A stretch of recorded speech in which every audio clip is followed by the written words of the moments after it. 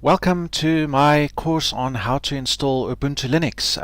Thanks for taking my course, and what I will cover is how to install Ubuntu Linux on a virtual machine via Oracle VirtualBox. And I will also show you how to do custom partitioning for the Linux installation. So what I will not do is I will not cover the easiest installation of Linux, which is the automatic installation.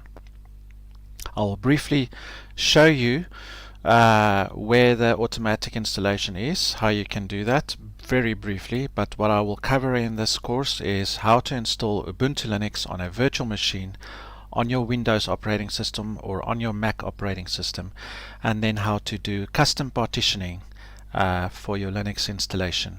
Okay, so this is definitely beginner level as well. Definitely okay for you to take if you're a beginner new to Linux, but some of the concepts might be towards advanced as well, but it's definitely beginner level.